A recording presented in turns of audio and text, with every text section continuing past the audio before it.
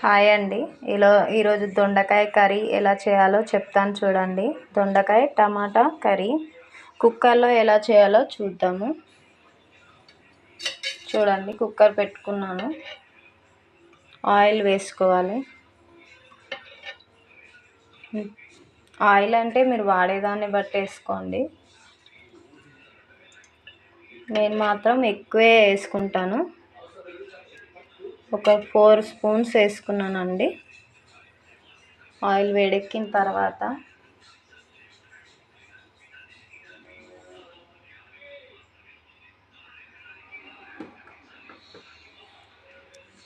జీలకర్ర ఆవాలు వేసుకోవాలండి. కొంచెము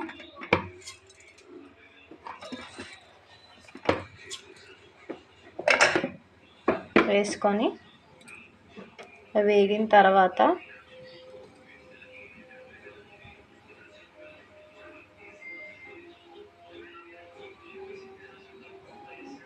కట్ చేసి పెట్టుకున్న ఆనియన్స్, కొత్తిమీర, కరివేపాకు, పచ్చిమిర్చి ఈ 3 ఒకసారి వేసేసుకోవాలండి.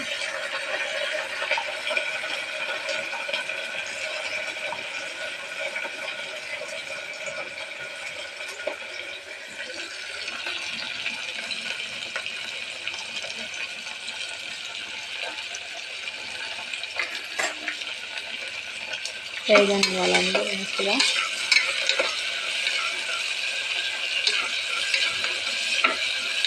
మంచిగా వేగిన తర్వాత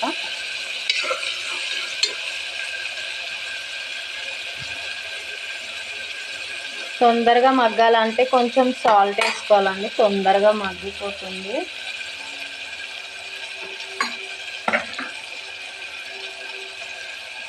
చూడండి, కొంచెం సాల్ట్ వేసాను.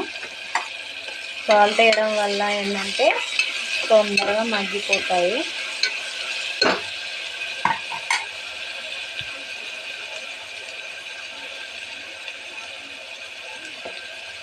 మగ్గిన తర్వాత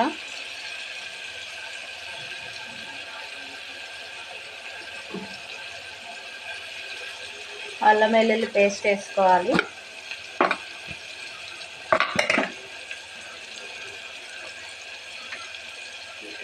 ఒక స్పూన్ వేసుకోండి. ఆ తర్వాత పసుపు కూడా వేసుకోవాలండి, ఒక 1/2 స్పూను.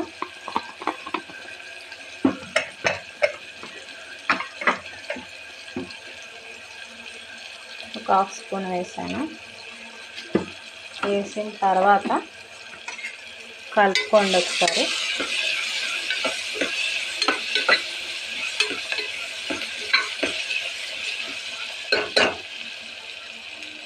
మగ్గిపోయింది కదా. ఇప్పుడు కట్ చేసి పెట్టుకున్న దొండకాయలు కూడా వేసుకోవాలి.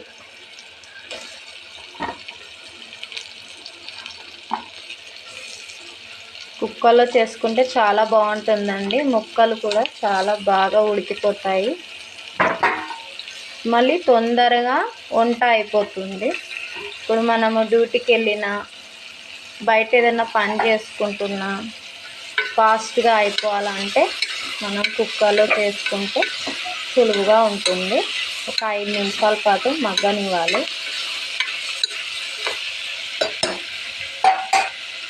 5 నిమిషాలు మగ్గిన తర్వాత టమాటాలు వేసుకోవాలండి.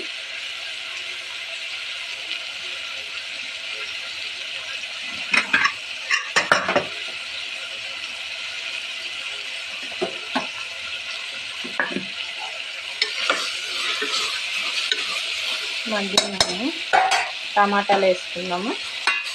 టమాటాలు వేసుకొని మనం పచ్చిమిర్చి వేసాం కాబట్టి కొంచెం తక్కువ వేసుకోవాలండి. కారము చూసి వేసుకోవాలి. పచ్చిమిర్చి వేయడం మర్చిపోయినామంటే కారం ఎక్కువైపోతుంది. అది వేసినాం కాబట్టి కొంచెం వేసుకుంటున్నాను నేను.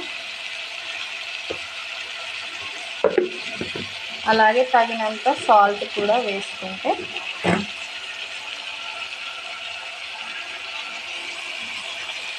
ముందుగా కొంచెం వేసుకున్నాం కాబట్టి ఇప్పుడు చూసి వేసుకోవాలండి. వేసుకొని కలుపుకోవాలి.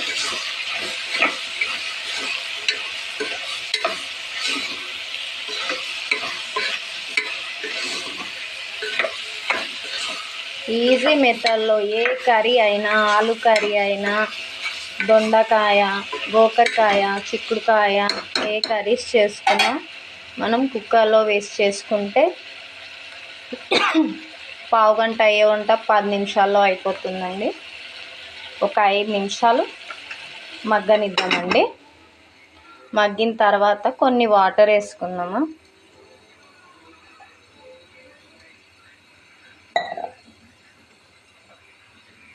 పొయ్యి మీడియం ఫ్లేమ్లో పెట్టుకొని మగ్గనివ్వాలి, లేదంటే వాటర్ వేయలేం కాబట్టి మాడిపోతుంది. ఒకసారి కలుపుకొని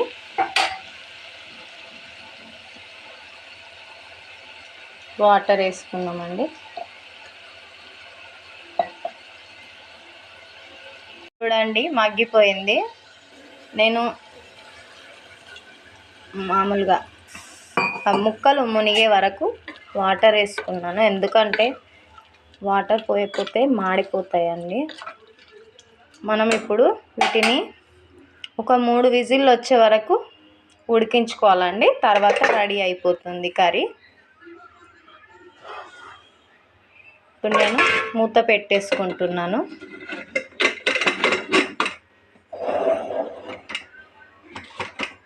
ఒక 3 విజిల్లు వచ్చిన తర్వాత స్టవ్ ఆఫ్ చేసుకోవాలండి. కర్రీ రెడీ అయిపోతుంది అండి. 3 విజిల్లు అయిపోయాయి. ఆవిరి తీసేసుకొని మూత తీసి చూసుకోవాలి.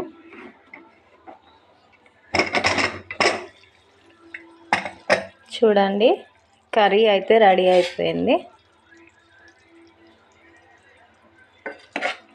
చూడండి ఎంత బాగా అయిందో.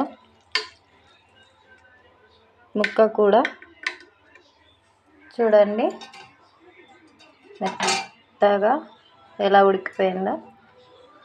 చాలా బాగుంటుందండి కర్రీ. ఒకసారి ఇలా ట్రై చేయండి. నచ్చితే లైక్ చేయండి, షేర్ చేయండి, సబ్స్క్రైబ్ చేసుకోండి. ప్లీజ్ సపోర్ట్ చేయండి.